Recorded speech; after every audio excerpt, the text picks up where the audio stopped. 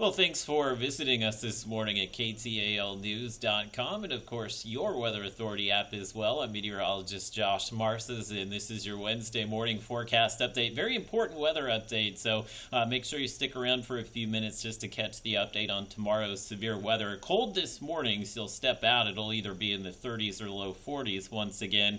Perfect weather taking over this afternoon. I urge everybody to just soak up as much of the great weather today that you possibly can, because we do have maybe several rounds of severe thunderstorms on the way tomorrow, and then turning colder for St. Patrick's Day on Friday, and it is going to be unseasonably cold through the weekend. We'll likely see temperatures about 15 to 20 degrees below average once this cold front rolls through late tomorrow. So look at what's happening today. We did have some rain pop up yesterday, and rain wrapped up overnight. That little disturbance is out of our hair here, and we have high pressure building in today, but it is building to the east of us. So as this high continues to strengthen, it will allow a south wind to come back today, and that's what's going to start that warming trend by the middle of the morning here. We will start out cold, so you'll need some layers today. Definitely a jacket this morning, and you can see the winds are gradually turning to the east here, and by late this morning, the winds will be out of the southeast at about 10 miles per hour, so that will start pushing that warmer air in.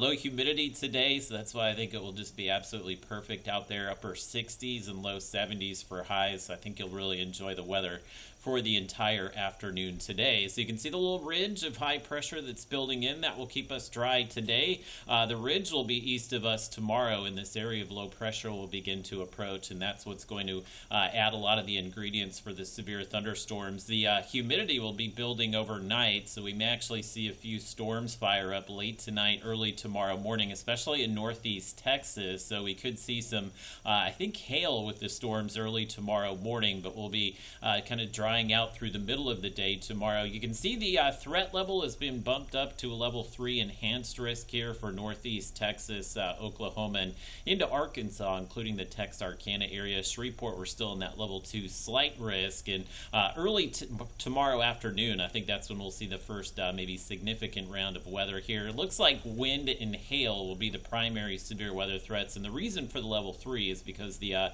threat for damaging winds is very high here in northeast Texas. There is threat for a few tornadoes as well. That threat is more uncertain than with the past few cold fronts that have rolled through, so we hope to have some more information on that over the next 24 hours, but there will at least be some threat for tornadoes. And again, like the outbreak we saw a few weeks ago, we could potentially see maybe several rounds of severe thunderstorms here. So again, today, nothing to worry about. You'll see a few clouds kind of drift through, but it will be a mostly sunny, partly cloudy day. Now, late tonight, early tomorrow morning, we could see some of these storms pop up. Initially, these would be the storms that would have, I think, more of a hail threat tomorrow morning. I'm not too concerned about morning severe weather here, but by the time we get to the afternoon, you can see some of these storms starting to develop here, and potentially here these storms could bring all of those severe weather hazards. And once we're past sunset, you can see the cold front will begin to make its way in as well. So it is going to be very stormy late Thursday afternoon through Thursday night here, and it does appear that the severe weather threat should come to an end